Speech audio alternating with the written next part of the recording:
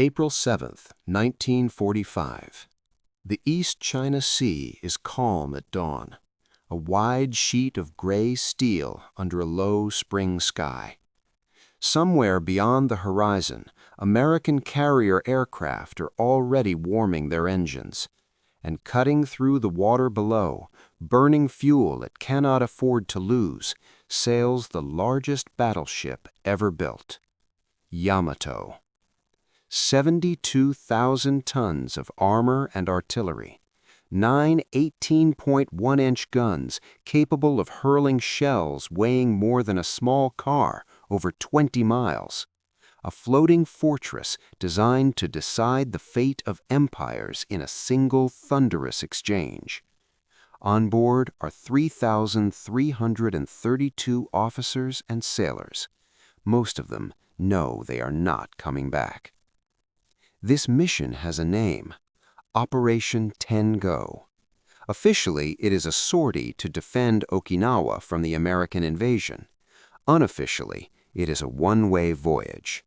Yamato carries just enough fuel to reach the battle area. There is no provision for return. The plan, if it can be called that, is brutally simple. Steam south, attack the U.S. fleet, beach the ship if necessary, and fight as a stationary coastal battery until destroyed. It is not strategy, it is sacrifice. The night before departure, hundreds of miles away at the Tokuyama fuel depot, workers face an impossible reality.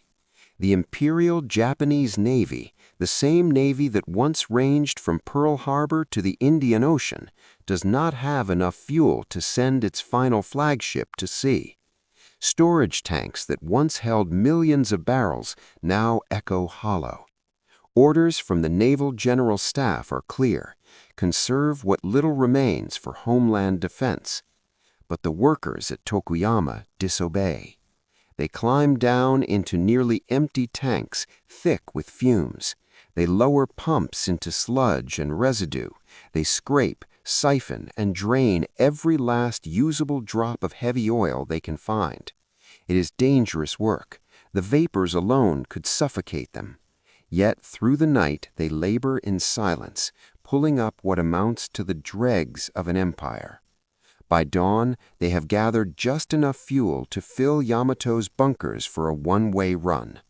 This is what the war has become in 1945, the greatest battleship in history sailing on leftovers. 4 years earlier, the situation could not have been more different.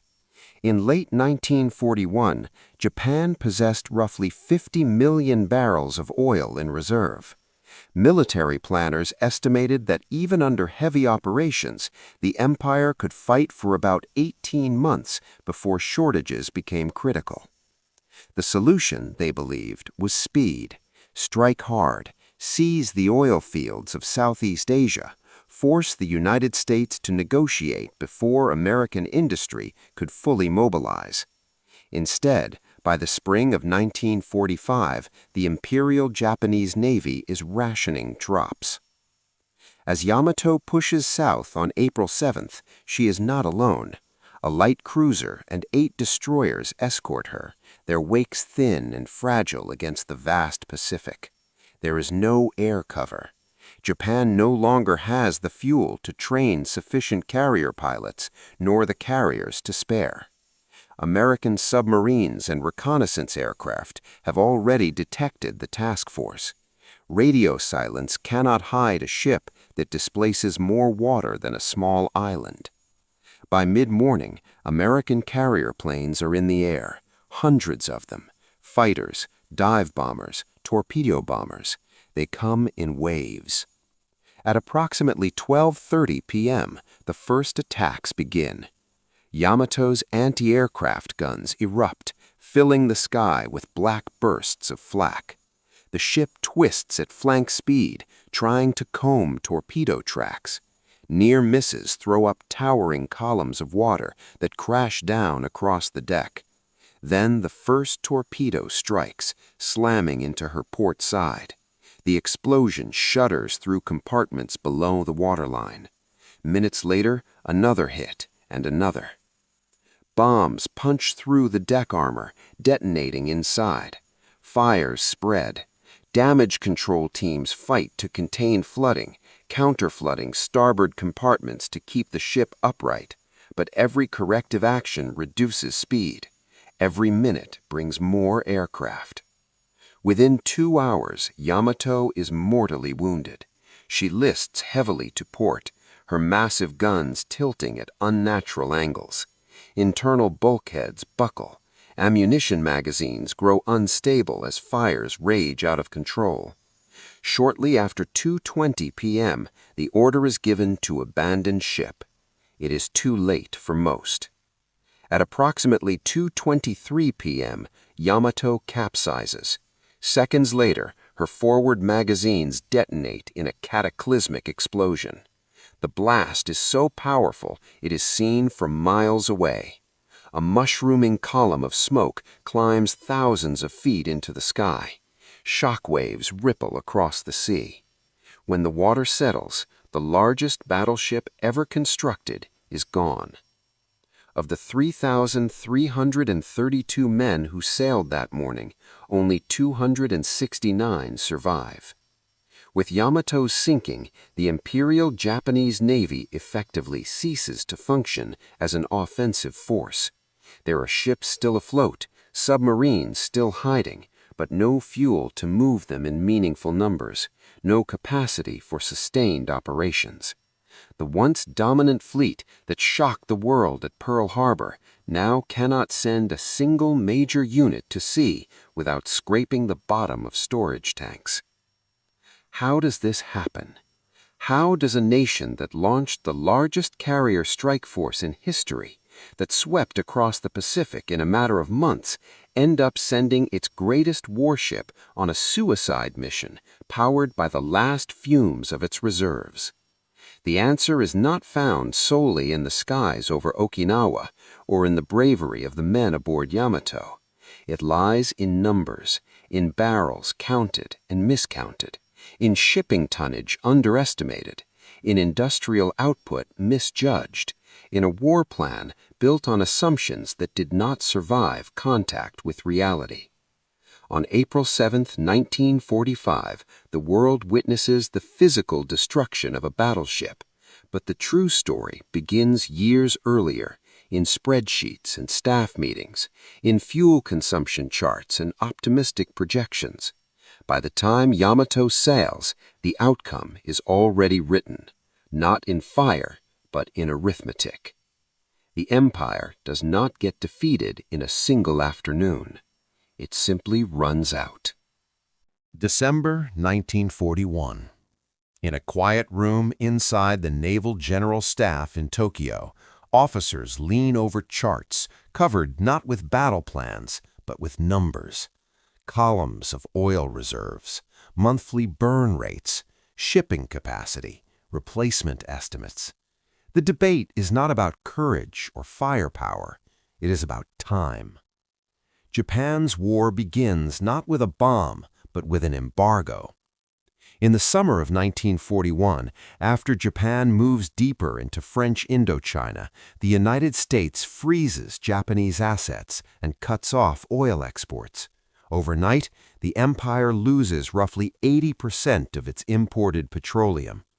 For a modern navy built on steel hulls and turbine engines, this is not an inconvenience, it is a countdown clock. At the time of the embargo, Japan holds approximately 50 million barrels of oil in reserve. On paper, that sounds vast. In reality, it is fragile. The Imperial Japanese Navy alone consumes millions of barrels per year during full operations. Add the Army, the Air Forces, merchant shipping, industry, and civilian needs, and the burn rate accelerates quickly. Staff officers calculate that under wartime conditions, the reserves might last 18 months, perhaps 2 years if carefully rationed. 18 months. That number becomes the foundation of strategy. Among those studying the figures is Admiral Isoroku Yamamoto, commander of the combined fleet. Yamamoto understands America. He has lived there, studied there. He knows the scale of American industry, the shipyards, the oil fields in Texas and California, the assembly lines that can turn out aircraft in numbers Japan cannot match. When he examines the fuel projections, he sees the problem clearly. If war comes, Japan must win quickly. There is no scenario in which a long war favors the empire. He reportedly warns political leaders that he can run wild for 6 months, maybe a year. After that, he cannot guarantee anything. But even as he recognizes the danger, Yamamoto becomes the architect of the boldest gamble in naval history, a surprise attack on the U.S. Pacific Fleet at Pearl Harbor. The logic is brutally simple. Destroy the American battleships, cripple the fleet, shock Washington into negotiation, seize the rich oil territories of Southeast Asia, consolidate a defensive perimeter so formidable that the United States will decide the cost of reconquest is too high. It is a strategy built on assumptions. One of those assumptions is that America lacks the will for a prolonged war. Another is that Japan can capture and restore the oil fields of the Dutch East Indies fast enough to replace what it is burning. A third, quieter assumption hides inside the math, that the initial blow will be decisive enough to buy time. In the months leading up to December 7th, Japanese planners assemble the largest carrier strike force ever seen. 6 fleet carriers, over 400 aircraft, escorted by battleships, cruisers, and destroyers. It is a logistical feat requiring enormous quantities of fuel. Tankers rendezvous in remote anchorages. Routes are plotted with precision to avoid detection. The entire operation consumes a meaningful portion of the reserves it is meant to protect. And yet, even here, a critical detail emerges. Before the attack, Japanese reconnaissance gathers intelligence on Pearl Harbor. One agent, posing as a laborer, swims into the harbor at night, using a hollow reed to breathe while floating near the surface. He counts ships. He observes fuel storage tanks lining the shore, vast cylindrical structures holding millions of barrels of fuel. He reports their presence. Those tanks contain roughly 4.5 million barrels of fuel oil, essential to sustaining the U.S. Pacific Fleet. On December 7, 1941, Japanese aircraft devastate Battleship Row. They sink or damage 8 battleships. They destroy aircraft on the ground. More than 2,400 Americans are killed. It is a tactical triumph, but the fuel tanks are not attacked.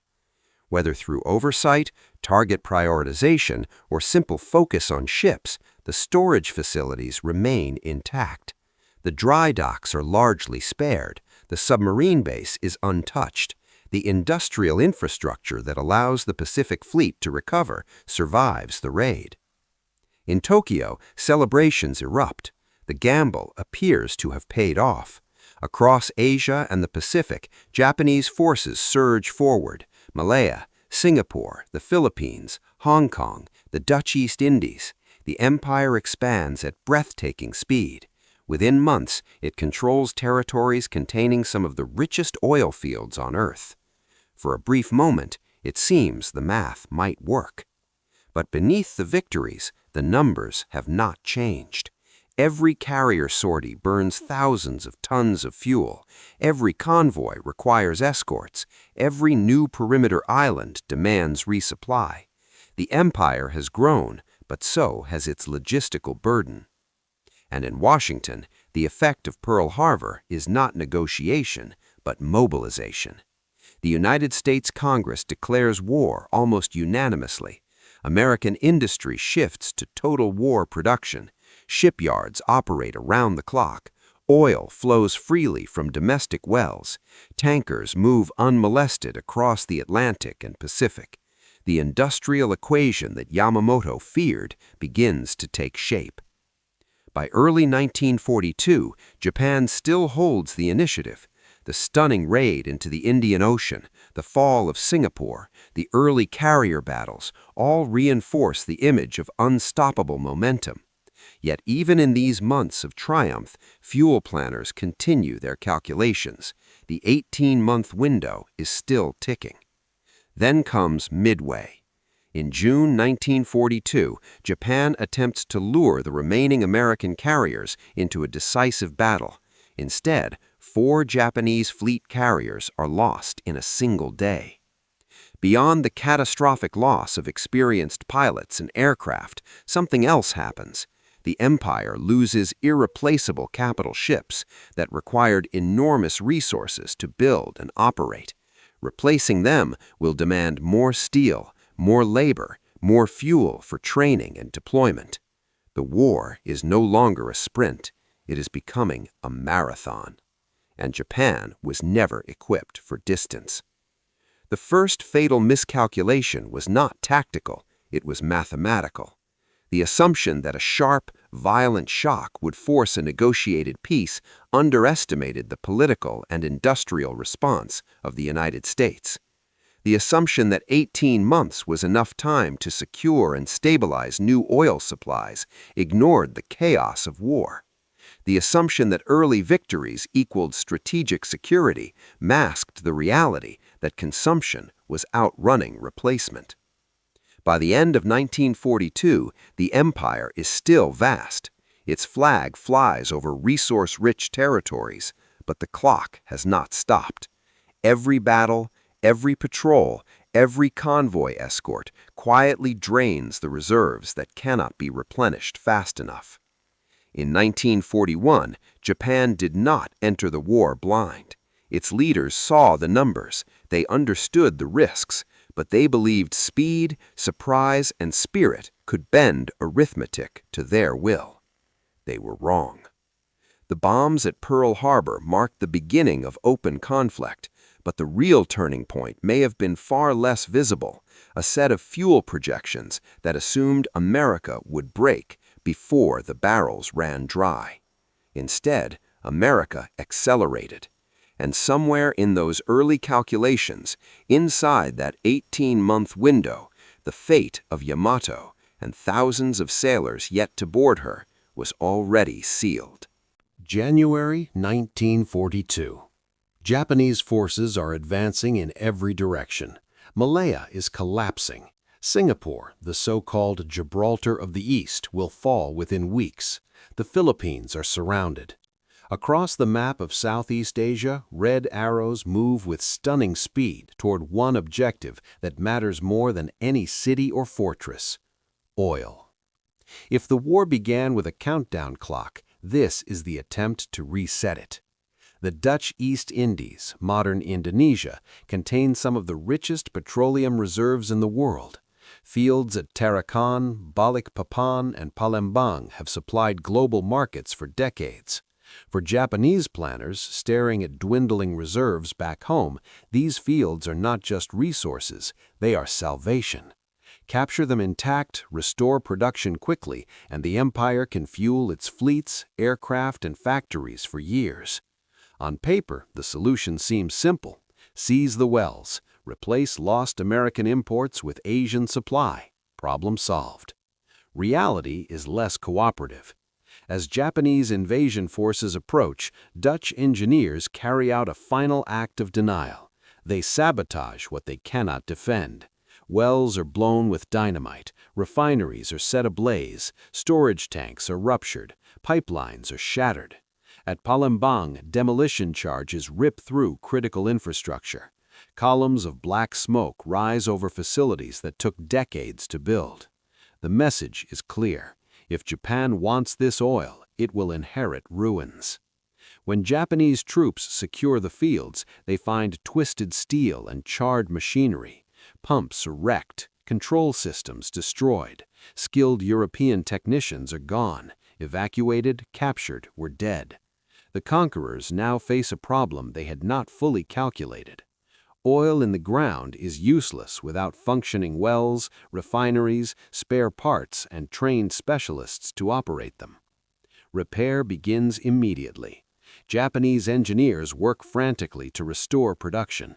Some facilities are brought partially back online within months, but output never reaches pre-war levels quickly enough. Equipment shortages slow progress. Replacement parts must be shipped from Japan across thousands of miles of contested ocean. And there is another complication rarely appreciated in the early war euphoria. Crude oil is not the same as usable naval fuel. Different refineries are designed for specific crude types. The heavy fuel oil required for battleships like Yamato demands precise processing. Aviation gasoline requires high-octane refinement capacity that Japan already struggled to produce even before the war. Capturing wells does not magically expand refinery sophistication. The second fatal math error emerges here, assuming captured oil equals immediate, sustainable fuel supply. Even when production resumes, the oil must travel. Tankers must load it in Borneo or Sumatra, sail through narrow straits, cross submarine-infested waters, and deliver it safely to refineries and depots in Japan. Each voyage consumes fuel. Each escort requires escorts. Each escort burns more oil. And Japan entered the war with a limited tanker fleet. Before 1941, much of Japan's oil was transported in peacetime conditions, without a hostile navy hunting its shipping. Now every barrel must survive a gauntlet. The empire's perimeter is vast, stretching from Burma to the Solomon Islands. That perimeter must be supplied with food, ammunition, reinforcements, and equipment. Merchant ships are finite. Shipbuilding capacity is constrained by steel shortages and industrial limitations. The empire is expanding faster than its logistics can sustain. By late 1942 and into 1943, oil production in the Dutch East Indies is partially restored, but shipping bottlenecks grow severe.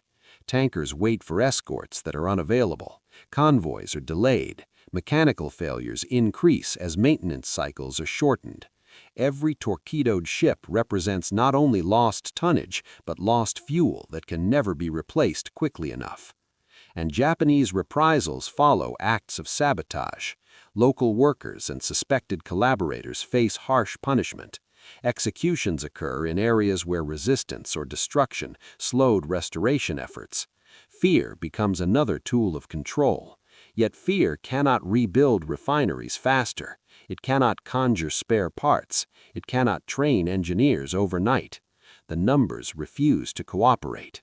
Even at improved output, the captured fields cannot instantly offset the enormous burn rate of a modern mechanized war. The Navy continues major operations: Guadalcanal, the Solomon Campaign, repeated fleet movements, each one draining precious reserves. Aircraft training programs require fuel for pilots to gain experience, but as supply tightens, training hours are cut. Pilots graduate with fewer flight hours than their American counterparts. The consequences are subtle at first. A convoy arrives late. A task force sails with slightly reduced reserves. Training flights are shortened. Maintenance is deferred. Each compromise seems manageable in isolation. Together, they form a pattern. By 43, the empire controls the oil fields it sought so desperately in 1941, and yet shortages are already appearing. The contradiction is stark. Japan possesses resource-rich territories, but cannot fully exploit or transport those resources at the scale required. Geography, infrastructure damage, limited shipping capacity, and growing Allied pressure turn conquest into liability. The southern resource area was meant to secure the empire's future. Instead, it exposes its vulnerability. American submarines begin to increase their patrols in the South China Sea and around the Indonesian archipelago. Intelligence improves. Shipping lanes become hunting grounds. Tankers, slow, valuable, irreplaceable, become prime targets. Each sinking tightens the noose a little further. Inside Japanese planning rooms, the calculations grow more desperate. Consumption must be reduced. Non-essential voyages are canceled. Some fleet units remain in port to conserve fuel. The Navy that once prized aggressive maneuver now measures movement in barrels. The illusion of abundance fades. In 1941, leaders believed that seizing Southeast Asia would solve the oil crisis created by the American embargo. Instead, it creates a logistical maze that multiplies risk and stretches capacity to the breaking point. The empire has the wells, but not the secure sea lanes. It has territory, but not the industrial depth to protect it indefinitely. The oil is there, but it is not arriving in time or in volume or in safety. And as the war grinds into 1944, the gap between what Japan needs and what it can deliver grows wider. The Southern gamble, bold and sweeping, has bought time, but not enough. The empire is now committed to defending a perimeter that consumes the very fuel it was meant to protect. The conquest of oil fields was supposed to guarantee survival. Instead, it becomes the beginning of a slow, irreversible drain. By 1943, the war in the Pacific has changed character. The dramatic carrier duels and island invasions still make headlines, but beneath the surface, another battle is being fought. Quiet, methodical, and devastating. It is not aimed at battleships. It is aimed at tankers.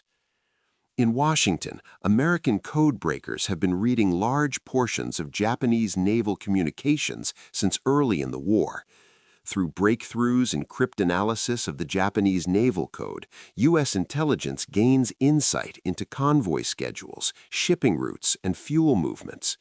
What had once been vast anonymous stretches of ocean begin to look like mapped highways. And on those highways traveled the lifeblood of the Japanese Empire. Oil from Borneo and Sumatra moves north in vulnerable convoys. Tankers, often lightly armed, plow through choke points like the South China Sea and the Luzon Strait.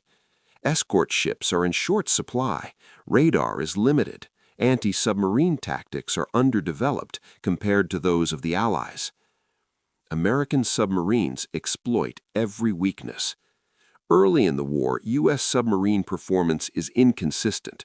Faulty torpedoes and cautious commanders blunt their impact. But by late 1943, technical issues are corrected. Aggressive tactics are encouraged. Production surges. New fleet submarines roll out of American shipyards in growing numbers, equipped with improved torpedoes and radar. The orders are clear. Sink merchant shipping. Prioritize tankers. The results are cumulative and catastrophic.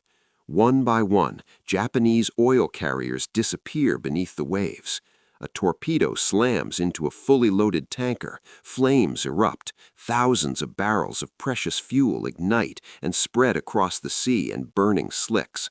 Another convoy is intercepted after its position is revealed through decrypted signals.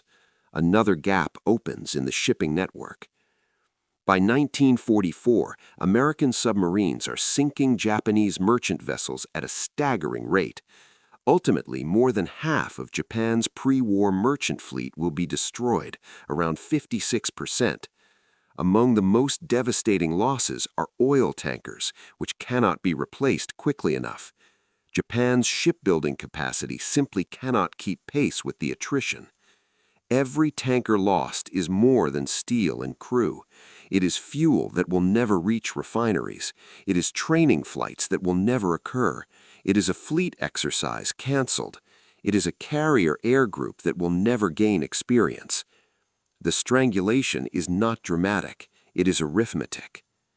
In Japan, rationing tightens. Civilian consumption is slashed. Rail traffic slows. Industrial output suffers as coal and oil distribution falters. The Navy begins holding major units in port for extended periods to conserve fuel. Battleships and cruisers that once roamed the Pacific now sit idle, their engines cold. The impact reaches aviation with particular cruelty. Training new pilots requires vast quantities of aviation gasoline. As supplies dwindle, flight hours are cut. Cadets graduate with fewer and fewer hours in the cockpit. By 1944, some Japanese naval aviators enter combat with a fraction of the experience their predecessors had in 1941. Against them fly American pilots trained in abundance, supported by a logistical system that delivers fuel without interruption. the imbalance widens with each passing month. Then comes the fall of the Marianas in mid-1944. With American forces capturing Saipan, Tinian, and Guam, Japan's shipping lanes are further exposed. Submarines and aircraft now operate even closer to the routes connecting Southeast Asian oil fields to the home islands. The perimeter meant to shield resource flows has collapsed inward. Fuel deliveries plummet. At times, crude oil accumulates in the Dutch East Indies because there are not enough tankers to move it. Wells produce, but storage fills. Meanwhile, refineries in Japan sit undersupplied. It is a cruel paradox. Oil exists within the empire's borders, yet cannot reach the engines that require it. In October 1944, during the Battle of Leyte Gulf, Japan commits much of its remaining fleet in a desperate attempt to disrupt the American invasion of the Philippines. The operation itself is constrained by fuel shortages. Ships sortie with limited reserves. Some units are positioned partly because they lack the fuel flexibility to maneuver freely. The battle ends in disaster. More capital ships are lost, and the fuel situation worsens. By early 1945, the Imperial Japanese Navy is a fleet in name more than in function. Major vessels remain afloat, but they are immobilized by scarcity. Training exercises are near non-existent. Some carriers are sent into battle not as offensive weapons, but as decoys, because there are too few trained pilots and too little fuel to operate them effectively. Steel hulls without fuel are monuments, not weapons. The American submarine campaign rarely captures headlines compared to island landings or atomic bombs, yet its effect is relentless. It turns the Pacific into a graveyard of tankers. It transforms oil from a strategic asset into a logistical impossibility. And through it all, American industry accelerates.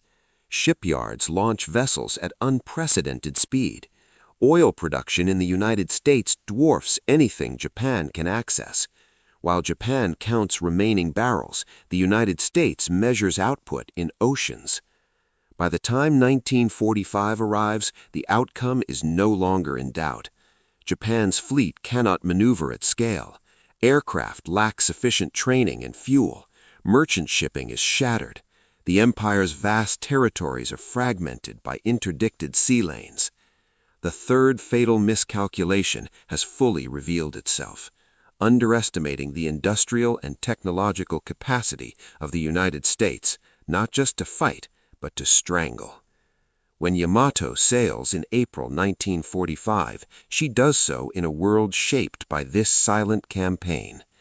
The oil that once powered bold offensives has been burned, sunk, or trapped beyond reach. The numbers no longer allow options. They dictate surrender or sacrifice. And so the empire chooses sacrifice, not because it lacks ships, not because it lacks courage, but because in the end, it lacks fuel. In the end, there's no single explosion that destroys the Japanese empire, no single battle that seals its fate. What brings it down is quieter than that.